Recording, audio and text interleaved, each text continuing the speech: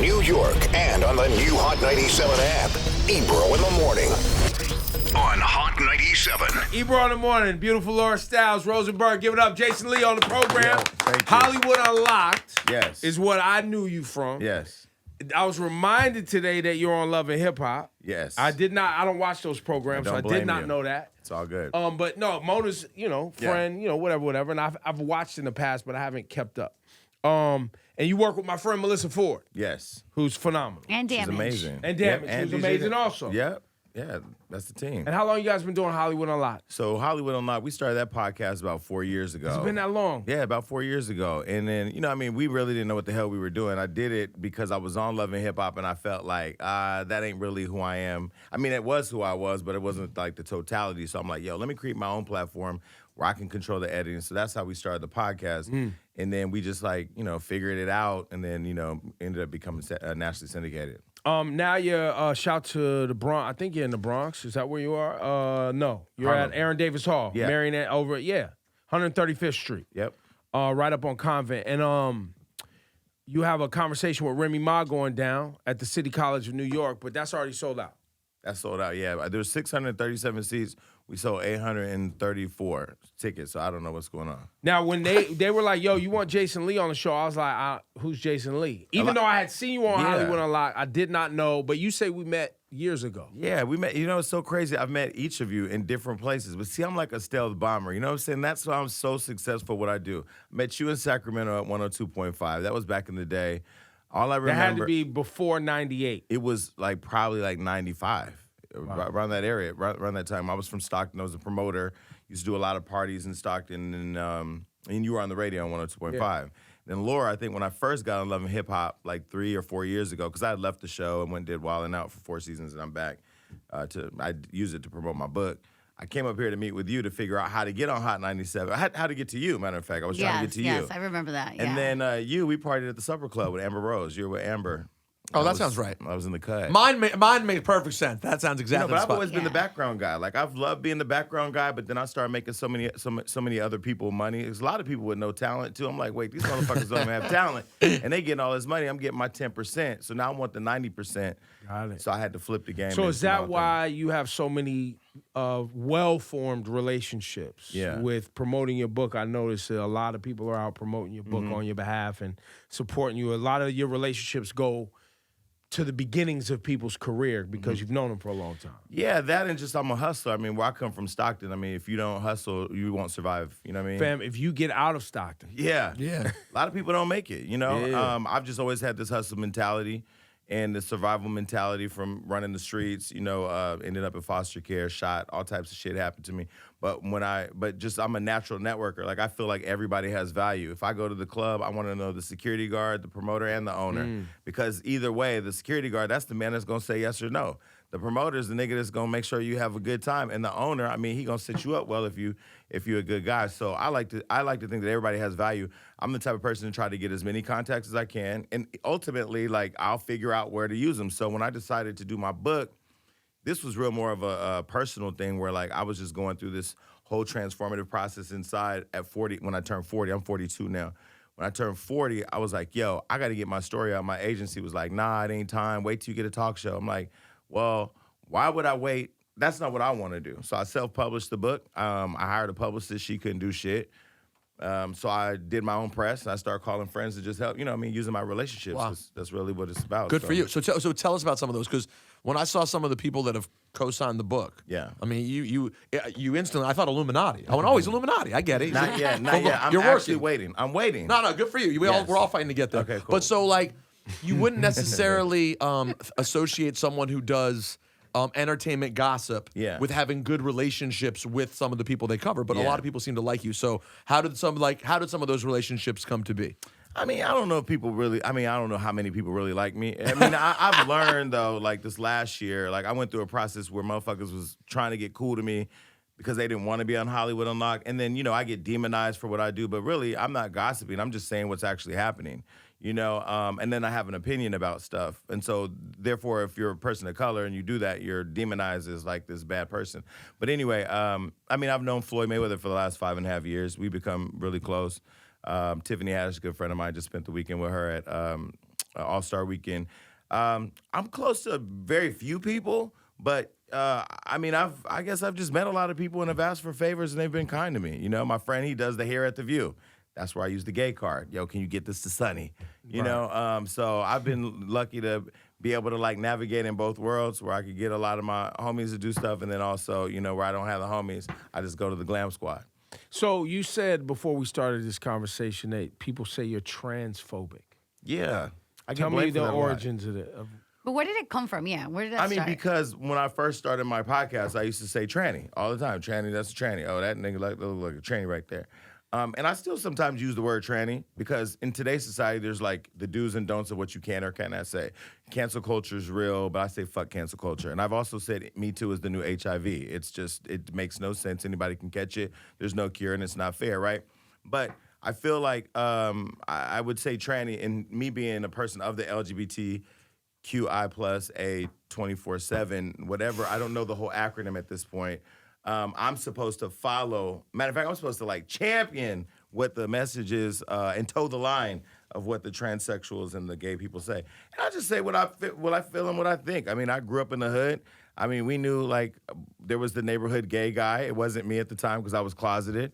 It was my cousin Bradley, you know. But people knew he was gay because the motherfucker wore dresses, you know. But that's just not what I did. I didn't subscribe to that. I still don't believe in me wearing heels and makeup and all that. But that's what the industry wants. They want the Billy Porters. They want they want men of color to be super fucking gay in order to be put on those pedestals, and I just refuse to subscribe to that I didn't expect you to go to that place. But I'm gonna go there with you for a second. First, I want to ask you though, before you go there, is within the LGBTQ community, though, there are, which Dave Chappelle joked about, there is some misunderstandings amongst it's not like they're all the same lifestyle. And I think those of us on the outside, right, and it's just like anything, right? People do it with black people. How come black people, you know, when you're not and you're like, yo, black people ain't this monolith where you just, because you black, you all the same. Yeah, there's no council that sets the rules for how we all behave. Exactly. Right. And I think that's part of the, I guess, the lack of understanding, or why people probably are so shocked that you would say something that was not PC with regard to the LGBTQ community. But your feelings on, you have zero issue with trans lifestyle. Yeah. You're just saying it's not you, and you spoke about it somewhat, I don't know, maybe cavalierly or casually or whatever. Well, I mean, I had not been exposed to a lot of transsexuals in terms of us being friends or friendly, you know, and hanging out, because that just wasn't really that wasn't really the environment that I found myself in.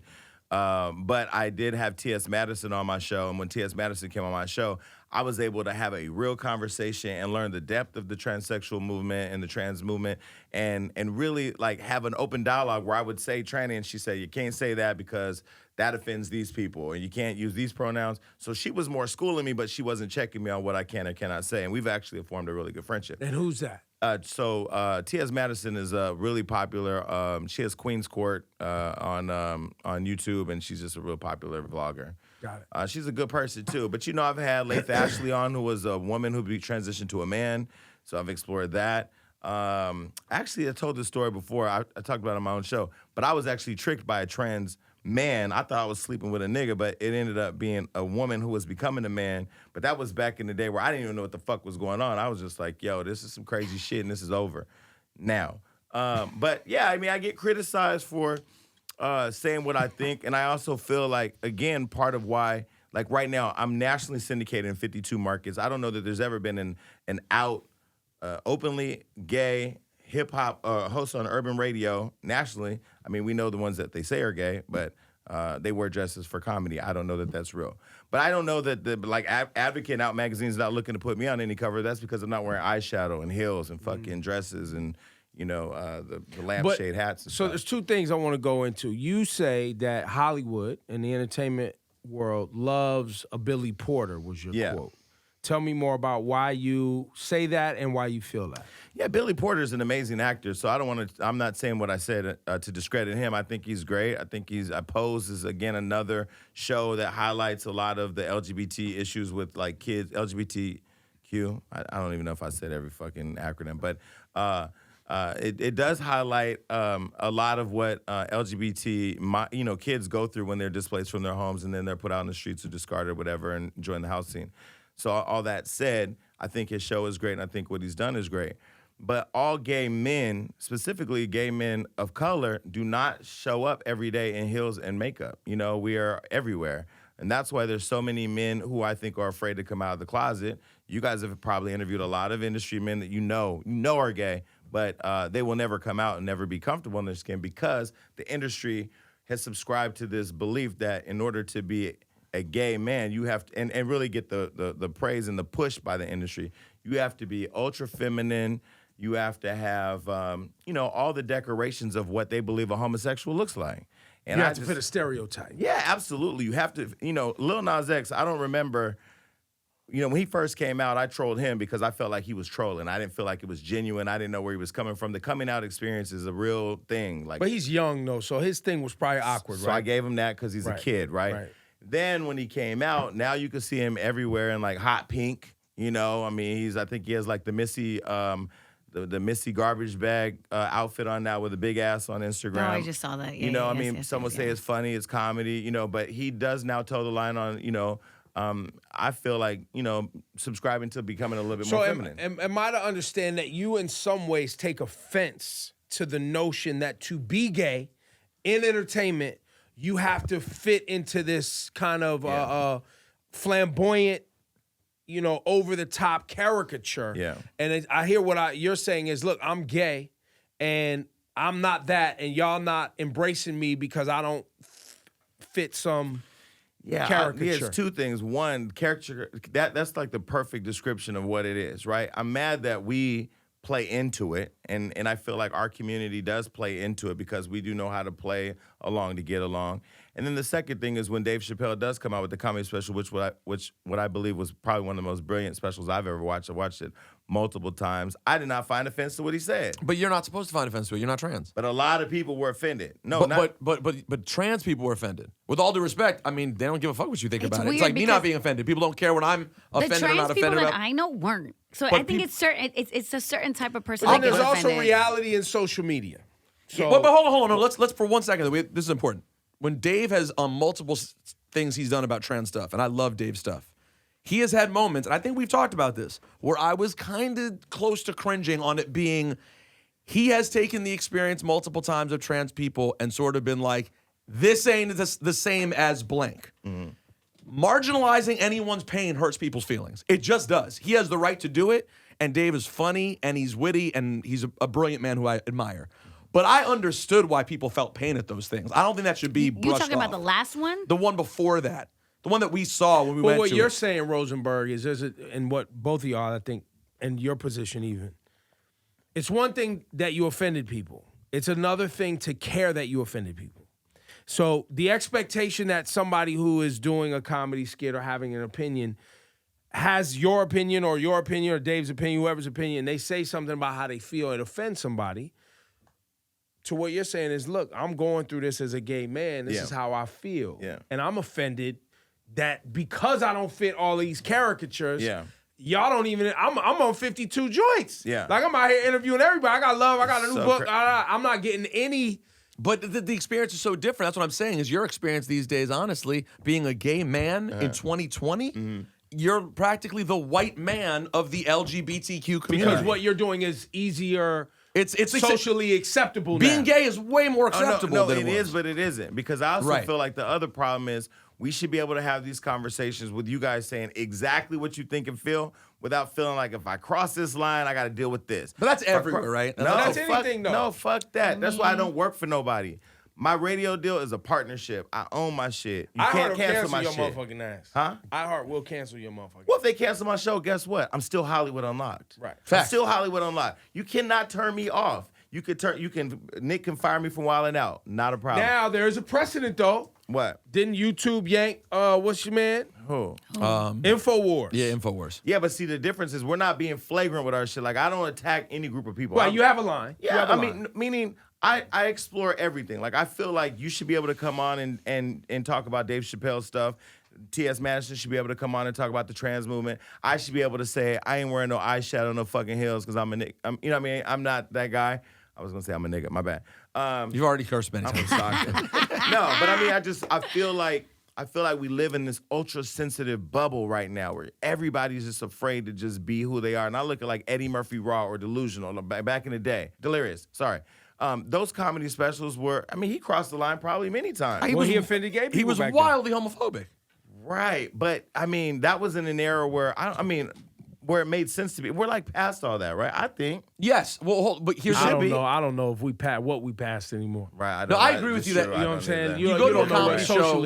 You go to a comedy show, you should be able to laugh. Yeah. At the same time, we all do have a line. You know what I'm saying? Like, I think that even you, right, and your experience specifically, if you right now went to even a comedy show and it's all about tone, right? Like if someone had a tone that they were talking about your experience in that was incredibly dismissive, even though you seem like obviously you're very comfortable. You don't think there's a chance you'd be like, I don't know if I trust you to make these jokes. The problem with him is he's from the hood. So I see my brother get he's already heard it all. I see my brother get his brains blown up, bro. Like I've had real shit happen in my life. That's part of the problem. Like I feel like there's these what do you call them? Armchair quarterbacks who sit back and judge on social media because they ain't been through real shit. Like I know, like especially like with Kobe dying, I live in LA, so with Nipsey dying and Kobe, it's just a reminder that life is so limited that like we really focus on dumb shit in the politicking. Rush Limbaugh right now just got the Medal of Freedom or whatever. He got that thing. This motherfucker just came out and said that Pete, the guy who's running for president, could never be president because he's gay. Yep. There's real attacks on the gay community that are out there. Why are we not focused on the real shit, but we politic in the Dave Chappelle special? Because we ain't focused on the real things. We ain't focused on the important things. I agree. So, like, I don't even, like, that's what I say when people... It's different time, man. Yeah, by the way, every day somebody's outraged about something new. Yeah, it's true. It's always selective and people outrage. got time. Day after day and week after week, people pivot to their new irritation. Also, we're talking about mostly social media. Yeah. We're talking about people who can quickly jump on their phone, put a bunch of words together that sound outrageous and put emotion into some words, but they may not actually be feeling anything on the other side of the phone. True. They're just tweeting and retweeting look, I'm a troll. I troll all day. Do you really? And people think I'm fucking upset half the time. And I'm laughing. I'm laughing just because I'm sitting back. Honestly, it's research for me, and they even make fun of me. Because I engage with idiots because I like to see what you think. Yeah. Like I want to hear what you think, not because I value what you think, but just because it's learning for me. To your point, I can't even play that game anymore because I know that I'm always one notch away of arguing with someone and being dragged completely out of the industry. So I feel you. But I will say this, though. Do you think that your experience, having something so intense, and I'm sorry to hear that about your brother, that's a horrible thing. Sometimes going through something so real, because you've gone through such immense pain, it almost limits your ability to be able to relate to people who haven't gone through that. So it is a big deal when they hear some shit like that. That's a big deal. This is what somebody needs to tell you. Yeah. What you went through is not normal. Right. All right? Yeah. So your ability to disconnect, also not normal. Yeah, true. So you saying I don't get offended by that? My brother's brains were... Well, I haven't done the work yet. That's the part of this was, okay, when I turned 40, I had this whole life review, like, oh shit, like, okay, I'm probably not gonna have no kids because I know, like, right now, I'm not in a place where I know how to really give love and attention to another person, like a kid. I just can't. So I had to start making life decisions, right? When I wrote the book and started going through it, I realized, damn, I got a lot of work I got to do. Even like with Tiffany Haddish, we were kind of joking. She'll call me. We literally talk every day. And right before she hangs up, like right before we hang up, I know she's about to say, I love you. That's a lot of pressure. I got to say, I love you back. What's wrong with that? No, even though I love her to death. I love her to death. I don't know what it is. Well, you have intimacy problems. I would hang up right before she says Yeah, you have intimacy problems. You're scared. I ain't got an intimacy problem. That's intimacy. I'm not talking about fucking problems. Sex problems. Yeah, you're talking about fucking. Different. I'm talking about different. loving somebody. Okay. Well, I'm still learning that that's different too, by the way. No, but I mean, like right before she says, I hang up on her, and I gotta call her back and go, I love you. And then now I'm like pressuring myself to push through the I love you, which is this weird thing. So in writing the book, I'm realizing now like I got a lot of work I got to do. So you were a foster kid. I was a foster kid. That inherently, where my parents at? Yeah. What's going on? Yeah. Right? Learning how to be vulnerable in a foster home. How many kids was in your foster home? Well, the shelter I was in, there was 100 of us. Now in the group home, there was like 8 to 12. Even still, 8 to 12 people who are not related with parents that aren't their own. Yeah. You never, and since what age? From 8 to 14. Formidable years. Yeah. You never got a chance to be vulnerable. You couldn't be. Something would happen to you. It was fighting all the time. You were competing for attention. You weren't getting attention because they were just getting a check to make sure y'all was fed and safe and clothed and bathed, right? Like that's the basics of pretty much, in most foster care. Yeah. There's some that are better and some that and a lot that are worse. Yeah. But yeah, you got some work you got to do, my guy. I got a lot of work I got to do, but you know, this is the process of like writing these stories out, you know, and covering all the things that I covered in the book. Now that I've gone back and, you know, when you go through the book writing process, you write the book, then you got to move everything around, then you got to edit it, then you got to go one last review. That last review was deep. And I start calling people and say, hey, what therapist do you have and what therapist do you have? Because when I do go to therapy, it has to be somebody that I trust because these stories are very personal. And this is the first time I'm letting people know who I am because like Love and Hip Hop, literally every scene is me popping up and fucking up somebody's day, which my job sometimes does that. Wildin' Out has been a good release because I can go out there and have a good time. I could talk my shit. I could do my little gay jokes and make everybody uncomfortable, and then I can bounce. And then my podcast is fun. But now this has been, you know, a lot more. It's more real. Yeah, when you talk about being vulnerable, and it's new to me having all the people reading it and buying it all over the world who are having their own triggers.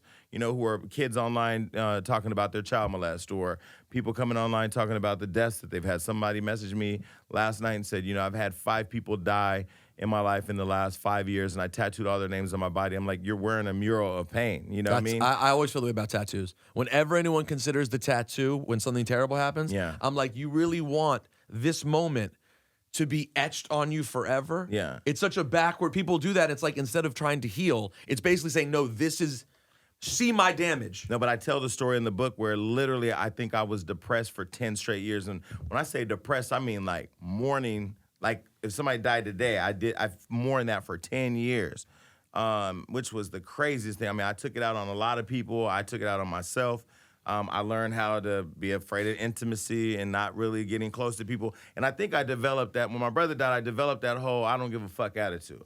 And it was something that I've been getting caught out for recently because people are feeling more comfortable to say, okay, now that you've written it, like we've seen this for a long time, you just say you don't give a fuck. When I know inside I really do, because I do have a heart and I do care. But there was something I wrote in the book. I remember watching Oprah, and she had Dr. Phil on. And this woman had come on to tell her daughter's story. Her daughter had been kidnapped and murdered at 18. And the woman told the story, and Dr. Phil said, or Oprah said, so what are you going to do when you leave here today? She said, well, my goal was to come here on the show, tell my daughter's story, and go home and kill myself. And it was like kind of jarring to hear that, you know? And then Dr. Phil said, why are you choosing to live in the day your daughter died and not celebrate the 18 years that she lived?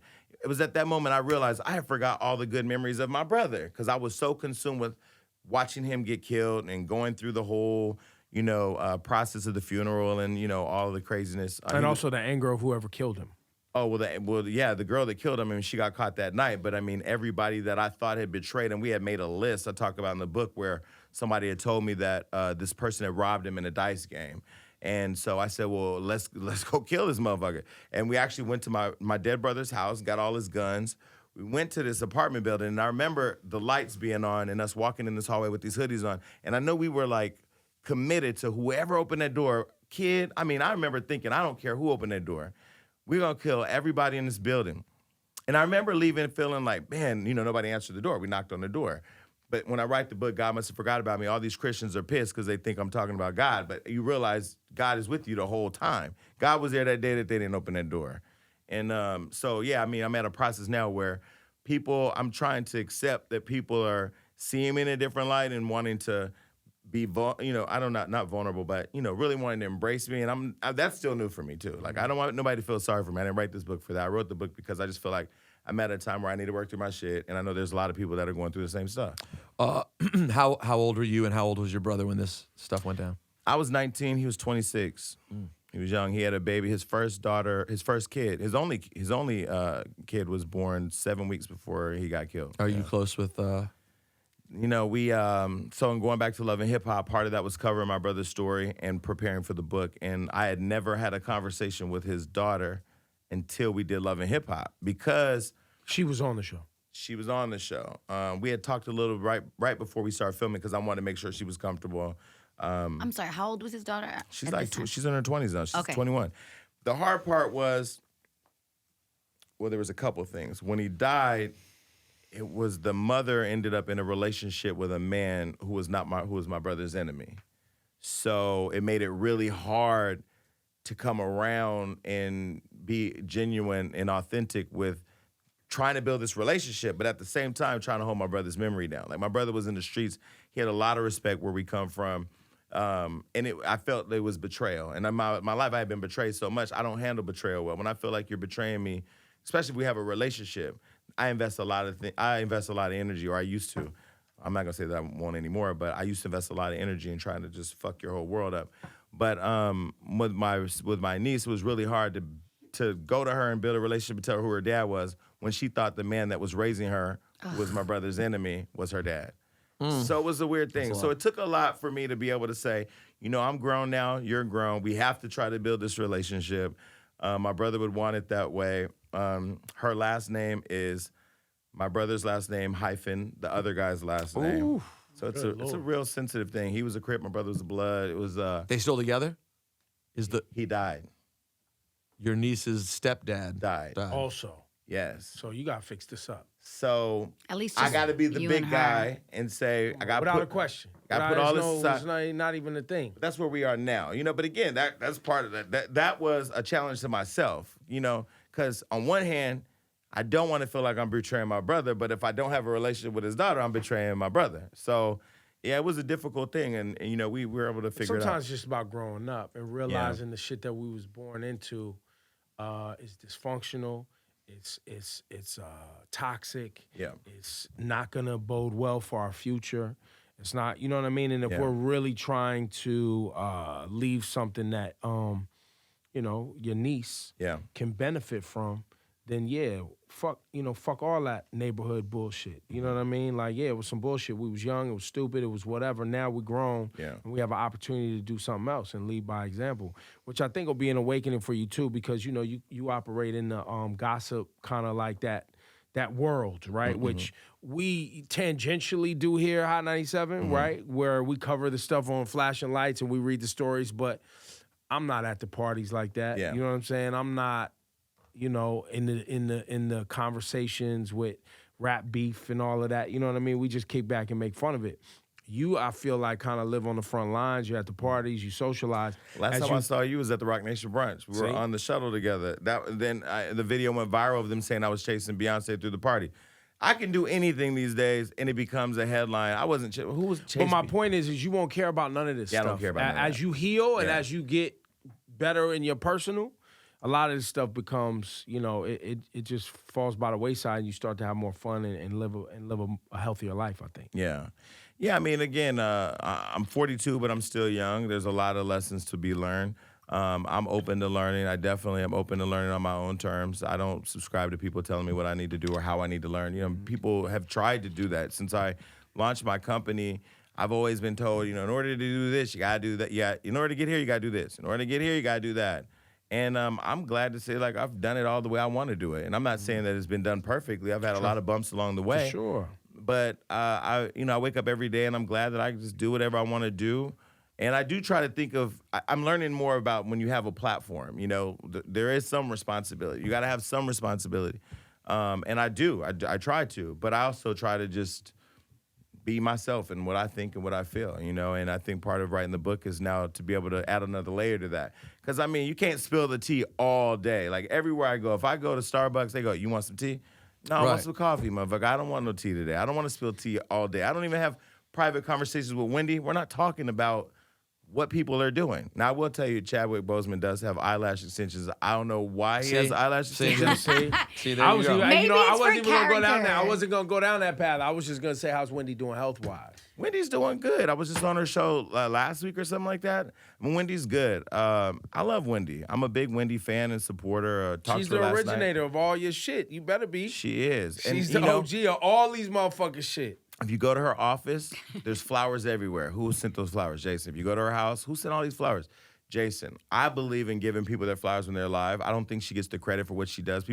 What is it that every she blog, every fucking, they owe it to her. the whole thing, the whole blueprint is Wendy. No, I think she truly deserves, for our culture being at literally the base horrid levels we're at, I think she deserves a lot of credit because gossip and trashing people and invading their lives, she's the god of it. But you've done it too. No. Never. I mean, you've had a hardline opinion about shit. Lots of hardline opinions, but but not about people's personal lives. But it's easy. Like, why does she need to come out and when someone does something with their personal life, question all their choices to their personal Why decisions? do people care that her husband had a baby? I didn't. Because I felt bad for it. Maybe only because she had put herself in that But let me say this. situation. No.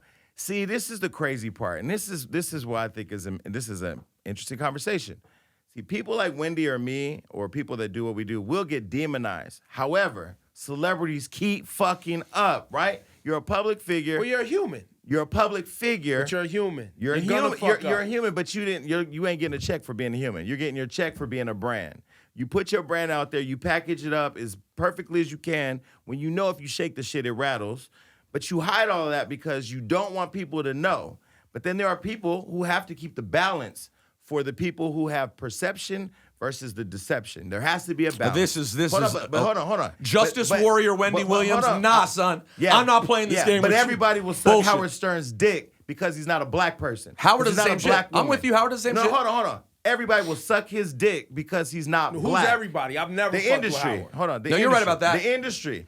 Who he got $100 million. You're right. All of us in here, here, $500 million. All of us in here move the culture, but we ain't getting that type of money. You're not wrong. Why? Because we're not white. And you know what's so crazy? But Wendy got a bag, though. She ain't got no $100 million. But my point is that Howard Stern, what is the difference between Howard and Wendy? Wendy gives it the same way Howard used to give it. He don't give it like that no more. Howard's whole brand, though, is not gossip. He is a lot more. Her whole thing is gossip. She's 75% gossip. Okay, well, I'll give you that. So, Howard is a lot of other shit and always has been. He did comedy, straight comedy bits, and a lot of entertainment beyond that. But Howard's a piece of shit, too. Howard has a lot of pieces of shit, too. And you're also discounting the fact that he got a lot of those opportunities because he's white. I agree. Well, that's different. Let's keep it real. But now we're using... See, I don't disagree with you. Yeah. But what I'm saying is this. For us to say that what someone does is okay simply because a person who is white does it, it's false equivalency. It's what we do with Gayle King. It's not a fair thing to do. That's not what I said. And Howard can be shitty and Wendy can be shitty. They can both be shitty. Well, that's not what I said. In fact, when it comes to Gayle, I think the reason why she was demonized the way that she was is because she's a black woman. I'm not one to use the race card. I'm black and I'm white. My mama's white. My daddy's black. I spend more time with my mama than I would do with my dad because he had 7 kids out of his wife, who he's still married to today. Which also goes back to your intimacy issues. I got issues, right? Okay. Thanks for reminding me, bro. Just take my number. Keep it focused on the book, take bro. my number. No. You're trying to sell a book, Take my number and text me every day. You got issues, nigga. Remember. No, but, when I watched what happened with Gayle, do I think she could have phrased that second question with Lisa differently? Yes. Was it right time? No. But at the same time, what about Ari, who works with, what's his name? Joe Rogan, who went out there saying the same shit, but way crazier about Kobe? Nobody's saying that. Wait. The comedian once again, that's a false equivalency because Gayle is seen... That's Gayle King. ...as one of us. Gayle is seen as family. So when family does... I get this motherfucker over here, we don't know you like that. We don't expect you to love. I get it. So that's a fault. My point is this, and what you were trying... I get it. What you were trying to convey is... Yes, with celebrities, the public perceives them as perfect, and they're not. Yeah. And there is balance sometimes, and entertainment and comedy, in individuals like yourself and Wendy saying, hey, look, Beyonce, we love Beyonce, but you see right here, her lace front is off to the side, boo, put your glue away, or whatever, the little jokes and da-da-da. All those... Now that's one person. Now. Ebro, you're missing one thing. I'm glad we know where the line is. I was like, about to go. But my point being is it provides some levity. It provides some, and I appreciate your attempt to package that. But there is some. That was the part I didn't appreciate. I understand what you're saying, and by the way, I appreciate. I was being. Oh, sorry, sarcastic. Sorry. Yeah. Oh, he was talking shit. What I wasn't gonna take was though. Like, Wendy's talented, and she's important. I'm not saying she's not. However, when you try to phrase that as, we need people to hold people accountable, these are celebrities who give us entertainment and give us their lives. And if they give us something, if they do something terrible, they deserve to be completely held to it. But sometimes she just gets up there, and Howard and many other people, and they just call people out for their own personal bullshit. And that's why, and frankly, when it happened to Wendy, I didn't take any joy in that. I was sad to see that Wendy then went through the same thing they went through. But there were a lot of people who were waiting for her to have that happen because they felt they'd been exposing other people their whole careers. I think Wendy's the best at what she does. I think that she's I carved. don't think anybody's. I think she's carved a lane out for herself And that, others. that And works, others. and others. And Agreed. I think that she does what she does the best. And so for that, great for her. Like, if Listen, somebody I don't disagree with that. I could watch y'all argue all day. Yeah. I could watch y'all argue. I'm not arguing. Rosenberg's a piece of shit. Yeah. All right. He's been a piece of shit on this microphone. You've been a piece of shit on this microphone. You know why that's happened? I've been a piece of shit on this microphone. You know why? Because we have feelings and we're human beings. The same way celebrities are, the same way anybody else is. When you put yourself out there and your feelings out there, whether it's your feelings about politics, other people's relationships, celebrities, motherfuckers gonna come for you. That's a part All of the pieces of gig. shit are not the same, though, Ebro. They're Not not all pieces of shit. There's levels. Yeah, There's there's levels. levels. There's levels to this shit. The Bible says ain't no sin greater than another. So if you're a piece of shit a little bit or a piece of shit a lot, you're a piece of shit. And you know what? This is all I have to say about this. I feel And don't like bring up the Bible. well, No, I mean, no, cheap. it's listen. But But that's what we do when we want to win an argument. Yeah. We bring up the Bible. cheap. Now, I haven't read one in a long ass time, but I know that's what And it you says. don't even know if the Bible says that. Well, it says something like that. I think it says something like that. Bible-ish. No, but honestly, but this is what I love, right? I love where we can have like fun conversations.